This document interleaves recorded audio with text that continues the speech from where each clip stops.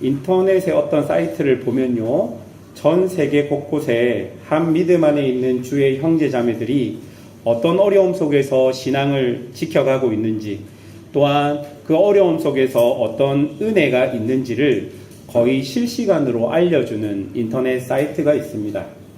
설교를 준비하면서 그곳에 들어가 금주의 긴급 기도 제목을 보니까 10월 31일 어떤 나라에서는 목회자들과 7명의 기독교인들이 체포되었는데 그 뒤에 그들이 사라졌다는 기도 제목이 올라와 있었고, 10월 29일에는 고문의 후유증으로 고통받는 기독교인들을 위한 기도와 10월 27일에는 신앙 때문에 잦은 공격에도 인내하는 성도들을 위한 기도, 10월 22일에는 생명의 위협을 받는 서한 지구의 기독교인들을 위한 기도 제목들이 올라와져 있었습니다.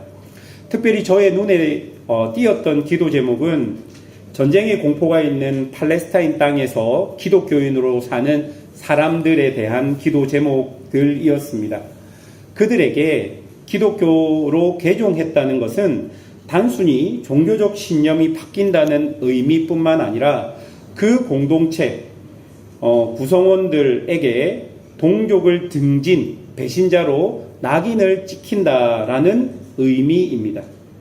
그곳에서 기독교인으로 살아간다는 것은 매일의 삶이 위협과 폭력 등에 노출되어 있는 삶이고 언제 죽어도 이상할 것이 없는 삶이기도 한다라고 기록되어 있었습니다.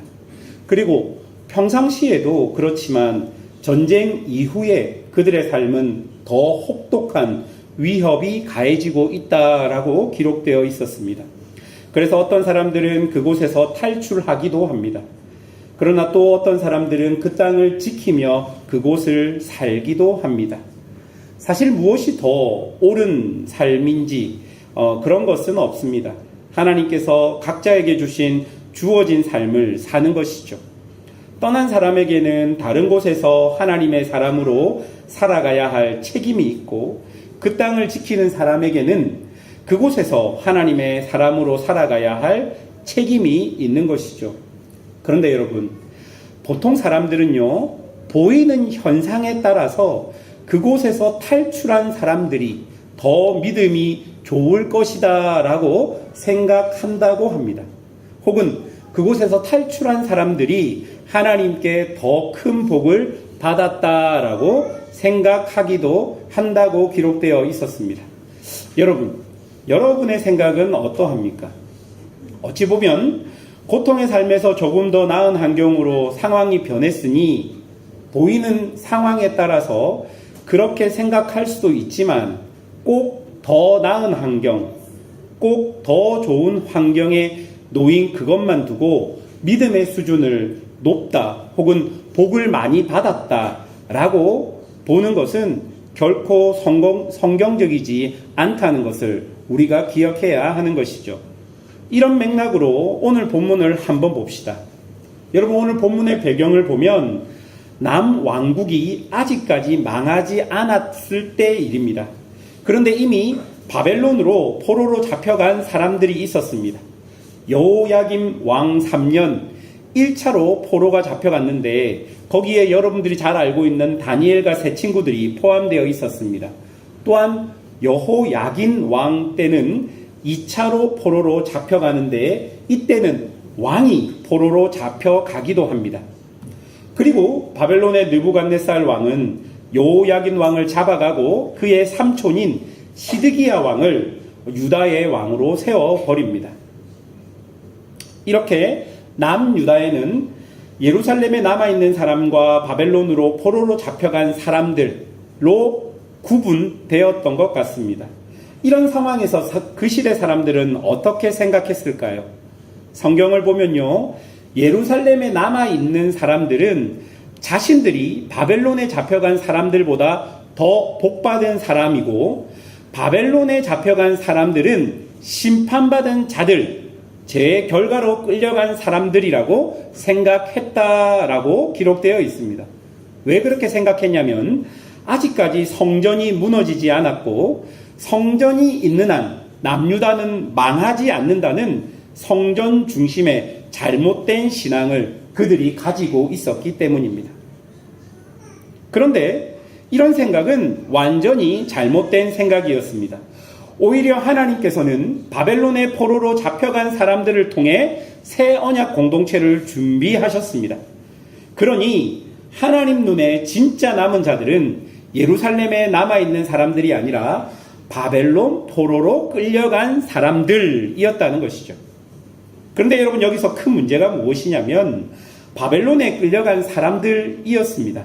그 끌려간 사람들도 이 사실을 모르고 있다라는 것입니다. 바로 그때 예레미야 선지자가 바벨론에 있는 포로들에게 편지를 보낸 것이죠. 그 편지의 내용이 오늘 우리가 읽었던 본문의 내용입니다. 그러면 예레미야 선지자는 도대체 그들에게 무슨 말을 하고 있는지 본문을 통해 살펴보도록 하겠습니다. 여러분, 오늘 본문 5절과 6절을 다시 한번 같이 읽어보겠습니다. 5절 6절입니다. 너희는 집을 짓고 거기에 살며 텃밭을 만들고 그 열매를 먹으라. 아내를 맞이하여 자녀를 낳으며 너희 아들이 아내를 맞이하며 너희의 딸이 남편을 맞아 그들로 자녀를 낳게 하여 너희가 거기에서 번성하고 줄어들지 아니하게 하라. 여러분, 5절 6절이 무슨 말입니까? 어떤 의미입니까? 그곳에서 정착하라라는 말입니다. 그러니까 이 말의 뉘앙스를 따져보자면 바벨론이 망하고 다시 예루살렘으로 돌아갈 때까지 인내하고 잘 기다려라, 이런 뉘앙스의 말이 아니라 그냥 그곳, 포로로 잡혀온 그 바벨론 그곳을 나의 삶의 터전으로 여기며 그곳에서 적응하고 그냥 그것이 하나님이 보내주신 땅이라고 믿으며 살아가라라는 말일 것입니다. 예레미야는 왜 편지를 통해 이렇게 말했겠습니까? 앞에 우리가 서론에서 보았던 것처럼 나라가 망하지도 않았는데 포로로 끌려간 사람들은 자신들이 하나님께 저주를 받았다라고 생각했습니다. 그래서 그들이 바라는 것은 이런 수치가 속히 끝나고 모두가 다 예루살렘으로 돌아가기를 원했던 것이죠. 그런데 그때 마침 어떤 일이 벌어졌냐면 바벨론 군대 안에 심각한 반란이 일어났습니다. 그리고 그 반란을 보고 예루살렘에 있는 하나냐라는 선지자가 2년 후에 너희가 다시 예루살렘으로 돌아올 것이다 라고 예언을 하기도 하였습니다. 예레미야 28장 3절에 보면 이렇게 기록합니다. 내가 바벨론 왕 느부갓네살이 이곳에서 빼앗아 바벨론으로 옮겨간 여호와의 성전의 모든 기구를 2년 안에 다시 이곳으로 되돌려 오리라. 여러분, 포로로 잡혀온 사람들이 이런 바벨론의 내란의 상황과 예루살렘에서 들려왔던 선지자의 말들을 들었다고 생각해 보십시오. 마음이 어땠을까요? 굉장히 기분이 좋았을 겁니다. 왜냐하면 이제 죄로 인한 수치가 회복될 수 있다라고 생각했기 때문입니다. 그래서 몇몇 사람들은 바벨론의 내란을 틈타 자신들도 그 내란에 가담하는 것이 옳은 것이 아닐까 생각하기도 했을 것입니다. 그러니 여러분, 이런 상황에 있는 바벨론 포로들의 삶은 어땠을까요? 아마 그곳에서 일상을 살 수 없을 정도로 흥분되고 기뻤을 것입니다. 그런데 문제가 있죠. 문제가 뭡니까? 그 하나냐의 예언은 거짓이었다라는 것입니다. 거짓 예언이요, 내가 원하는 것을 이루어 준다고 하니까 사람들은 자기에게 주어진 일상을 내팽겨치고 그 거짓 예언에 몰입하여서 그 거짓 예언을 따라 살아갔다라는 것입니다. 여러분, 설교를 준비하면서 이런 사람들의 모습을 보며 저는 한 가지 생각났던 사건이 있었습니다. 여러분, 기억하실런지 모르겠지만 다미 선교회라는 곳에서 시한부 종말론이 있었습니다. 1992년이죠. 10월 28일 새벽 0시에 예수님께서 재림한다라고 그렇게 주장했던 곳이 다미 선교회였습니다. 많은 사람들이 직장과 학업을 포기하고 재산을 정리했습니다. 일부는 가족과 단절하고 교회에 모여서 하얀 옷을 입고 휴거를 기다렸습니다. 전국적으로 약 2만여 명의 사람들이 영향을 받았고 그 중에 상당수가 심리적으로 혹은 가정적으로 파탄을 겪었습니다. 10월 28일 날이 지나도 아무 일이 일어나지 않자 대부분의 성도들은 충격과 혼란에 빠졌고 그 중에 몇몇 사람들은 자살 시도를 하기도 하였습니다. 그리고 그들은 사회적 조롱을 겪기도 하였습니다. 여러분, 이처럼 잘못된 말들과 헛된 소망은 사람들을 일상에서 멀어지게 만듭니다. 일상에서 멀어지면 내 삶에서 주어진 하나님의 온전하신 뜻을 발견하고 쫓아가기 어렵습니다. 그래서 예레미야는요, 주변에 쓸데없는 상황과 말에 신경 쓰지 말고 하나님이 주신 그곳에서 하나님의 백성으로 살아가라라고 편지를 통해 말해주고 있는 것입니다. 사랑하는 여러분, 건강한 신앙은 항상 일상 속에 머물러 있는 신앙입니다. 바울은 종말이 올 것인데 왜 일을 해야 합니까? 왜 일상을 살아야 합니까? 라고 질문하는 사람들에게 일하기 싫으면 먹지도 말라라고 말하면서 일상을 저버리는 신앙은 있을 수 없다라고 강조하고 있습니다. 여러분, 현대인들에게 무엇이 진정한 경건일까요? 아침에 일어나서 부르신 곳에서 주어진 일을 하고 집으로 돌아와 밤에 잠을 자고 또다시 그렇게 살면서 그 속에서 하나님과 동행하는 것, 바로 그게 경건이 아닐까 생각해 봅니다. 옛날에는 이런 다람쥐 쳇바퀴 도는 평범한 일상에서 벗어나 새로운 의미 있는 삶을 사는 것이 신앙적이고 경건하다고 생각했지만, 여러분, 지금 저의 생각과 지금 많은 학자들과 목회자들이 이야기하는 진정한 경건은 결국 그 삶 자체라고 말을 하는 것을 볼 수 있다는 것이죠. 그런데 여러분, 이렇게 예레미야의 말에 바벨론 포로로 잡혀온 사람들은 신앙적으로 동의할 수 없는 부분들이 있었습니다. 여러분, 성전이 없는 바벨론에서, 하나님의 백성을 공격하고 위협한 바벨론에서 하루속히 탈출하는 것이 신앙이지, 어떻게 이곳에서 일상을 영위하며 누리며 살아갈 수 있을까? 그 자체가 하나님께 반역하는 것은 아닐까라고 생각했던 것입니다. 여러분, 바벨론이요, 하나님이 주신 땅 제2의 가나안이 될 수 있겠습니까? 여러분, 이 중국 땅이요, 여러분 인생에서 하나님이 주신 제2의 바벨론이 아니라 가나안이 될 수 있겠습니까? 중국 밖에서 중국을 보자면 종교의 자유가 없는 것처럼 보이고 많은 통제와 많은 아픔이 있는 것처럼 보입니다. 마치 사람들은 중국에서의 삶을 바벨론의 포로로 잡혀가는 삶들과 비슷하다고 생각하기도 합니다. 그런데 여러분, 정말 그렇습니까? 저는 바벨론에 잡혀간 사람들이 바벨론에서 제2의 가나안처럼 살아가야 한다고 믿습니다. 그렇게 될 수 있다고 생각합니다. 왜 될 수 있습니까? 오늘 본문 4절을 보십시오. 4절 처음에 뭐라고 이야기합니까?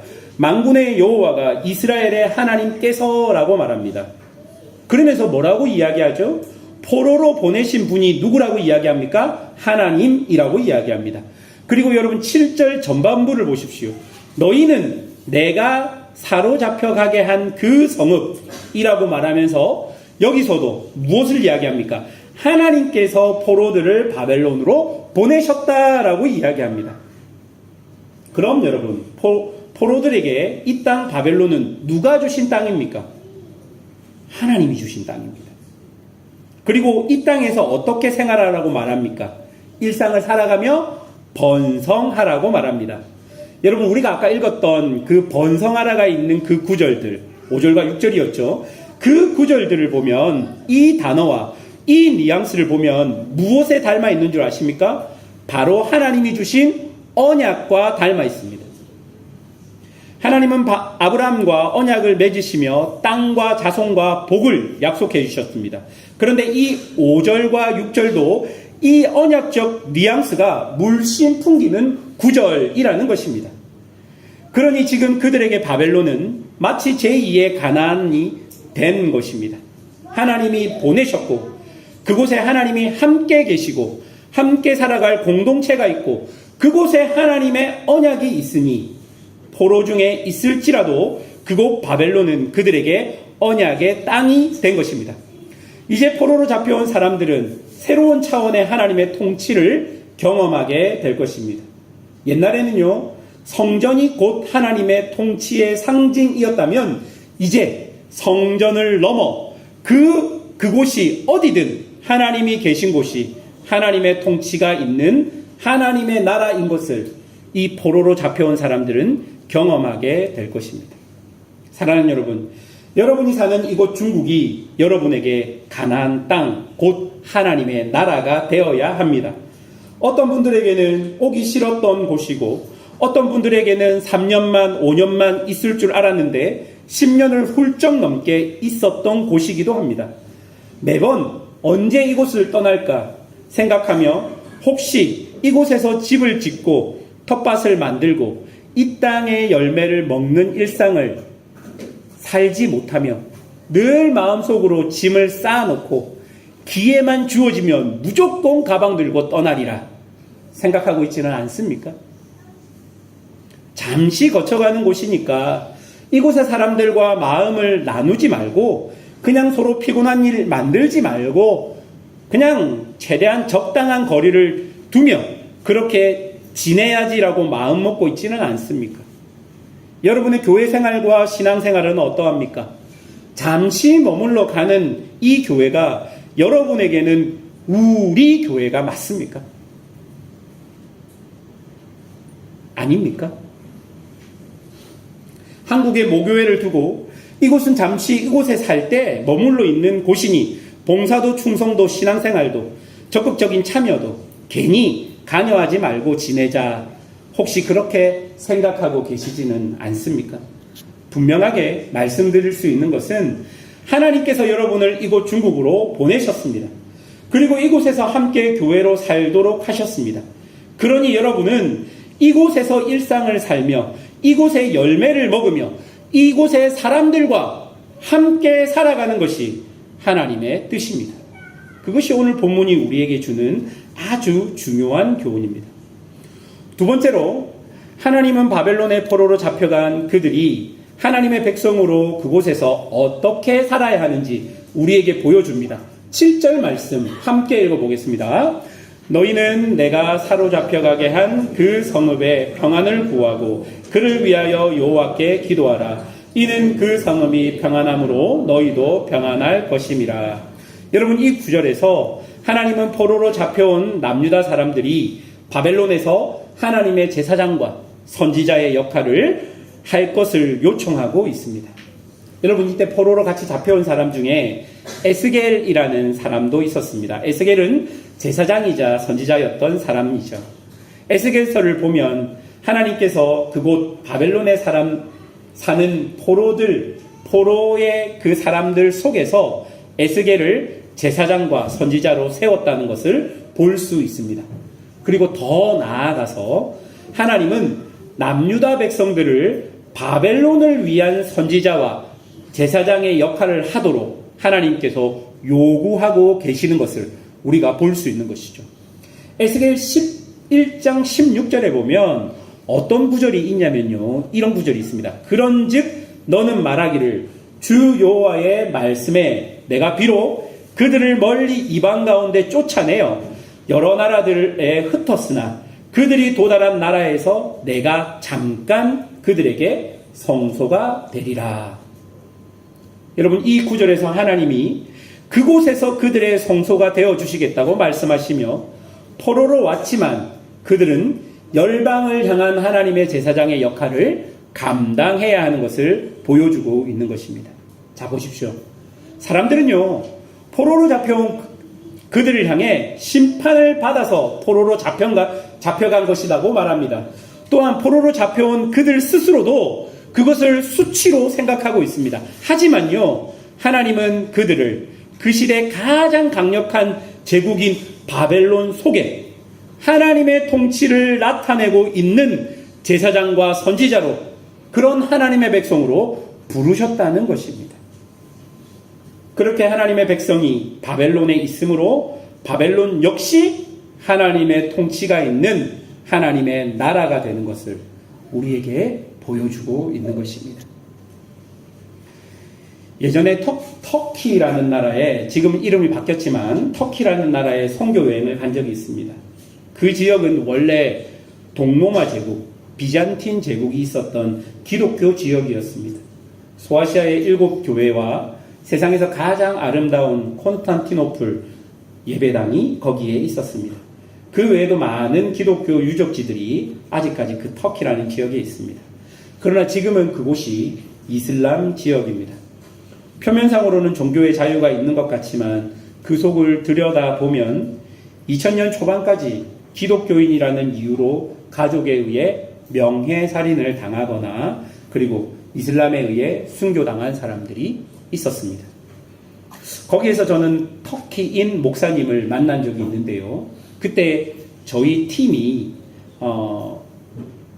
그분에게 이런 질문을 했습니다. 목사님, 알게 모르게 핍박과 위협들이 있는데 왜 터키를 떠나지 않습니까? 목사님은 해외에서 공부도 하셨고 또한 영어도 잘하니까 뭐 망명 신청이나 뭐 난민 신청 이런 걸 하면 되지 않겠습니까? 라는 질문을 하니 그 목사님은 그 질문에 이렇게 답변했습니다. 목사인 제가 터키를 떠나게 되면 결국 터키 안에서 누가 하나님의 백성으로 살아가려고 할까요? 라고 저희들에게 말해 주었습니다. 목사가 핍박과 고난 때문에 그 터키라는 지역을 떠나는데 그곳에 사는 성도들이 과연 기독교의 순수성과 신실함들 그런 것들을 믿게 되겠습니까? 라는 이야기를 하였습니다. 사랑하는 여러분, 우리는 하나님을 믿는 사람들입니다. 이 말은요, 나의 인생의 주인이 하나님이고 내가 오고 가고 내 삶의 모든 주도권이 하나님께 있다고 고백한다라는 말입니다. 그럼 나를 이곳에 하나님이 보내셨다면 내가 해야 할 일은 이곳에서 한 명의 그리스도인으로, 한 명의 하나님의 백성으로 살아가는 곳입니다. 비록 이곳이 하나님 믿는 것 때문에 손해도 볼 수 있고 위협도 있을 수 있고 어려움도 있을 수 있지만 그럼에도 하나님의 주권과 계획을 신뢰하며 계속 이곳에서 하나님의 통치를 받으며 이 땅을 사랑하며 그렇게 살아가야 하는 것입니다. 여러분, 한국은 지금 반중, 험중 감정이 고조되고 있습니다. 그런데요, 그런 시기에 하나님이 우리를 지금 중국에 살게 하셨다면 우리는 이곳에 있는 제사장으로 이곳을 사랑하며 이곳에서 하나님의 통치를 나타내는 삶을 그렇게 살아가야 한다는 것입니다. 삶을 살면서 지긋지긋한 경험들, 이 땅을 살면서 억울한 일들, 말도 안 된다 생각하는 어떤 상황들이 이곳에서 여러 상황에서 경험했을 수도 있겠다 싶습니다. 그러나 여러분, 지금도 내가 여기에서 일상을 산다면, 그리고 우리가 기독교인이라면 우리가 해야 할 일은 이곳, 내가 사는 이곳의 제사장과 선지자로서 이 땅을 위해 기도하며 하나님의 통치를 내 삶을 통해 나타내는 것이 바로 그것이 하나님의 뜻일 것입니다. 말씀을 맺겠습니다. 사랑하는 여러분, 하나님은 우리가 어디에 있든 어떤 상황에 있든 그곳에서 하나님의 사람으로 살아가기를 원하십니다. 바벨론이든요, 예루살렘이든 중국이든 한국이든 상관없습니다. 중요한 것은 하나님이 나를 그곳으로 보냈다라는 바로 그 믿음입니다. 예레미야의 편지는 우리에게 이렇게 묻습니다. 너는 지금 있는 그 자리에서 하나님의 통치를 경험하고 있느냐? 하나님은 바벨론 포로들에게 그곳에서 번성하라 하셨습니다. 다시 말해 현실을 도피하지 말고 믿음으로 그 자리에서 일상을 살아내라는 것입니다. 일상을 살아내는 믿음, 그것이 진짜 신앙입니다. 또 하나님은요, 그 성읍에 평안을 구하라고 하셨습니다.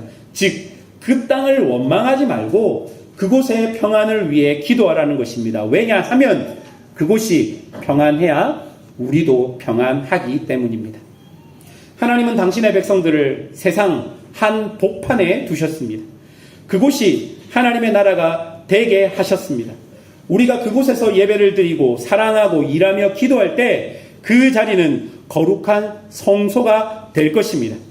그러므로 여러분, 오늘 우리가 살아가는 이곳이 혹 여러분에게 포로된 땅처럼 느껴질지라도 그 자리에서 하나님을 예배하고 이곳에서 하나님의 평안을 간구하십시오. 그럴 때마다 하나님은 이 땅을 통해 우리를 새롭게 빚으시고 이곳을 통해 하나님의 나라를 확장하실 것입니다. 그런 믿음으로 우리에게 주어진 삶을 살아가는 성도들이 되시기를 주님의 이름으로 축원합니다. 함께 기도하겠습니다.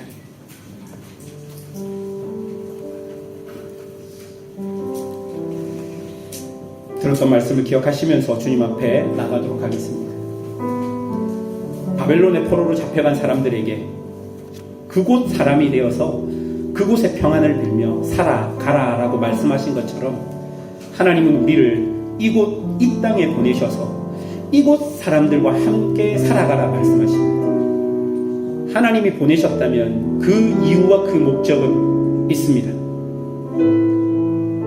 우리에게 한숨 나오는 땅일 수 있고 어려움이 될 수 있는 땅일 수 있고 도망가고 도피하고 싶은 땅일 수 있지만 하나님이 보내신 시간 동안 우리가 해야 될 일은 이 땅의 사람을 사랑하고 이곳에 만난 사람들을 사랑하고 이곳의 공동체를 섬기며 이곳에서 하나님의 뜻을 나타내며 살아가는 것입니다. 우리 마음에 있는 우리의 생각과 우리의 뜻을 한번 돌아봅시다. 하나님 우리에게 무엇이라고 이 본문을 통해 말씀하고 있는지 함께 기도하며 함께 묵상하며 주님 앞에 나아가도록 하겠습니다. 다 같이 기도하겠습니다.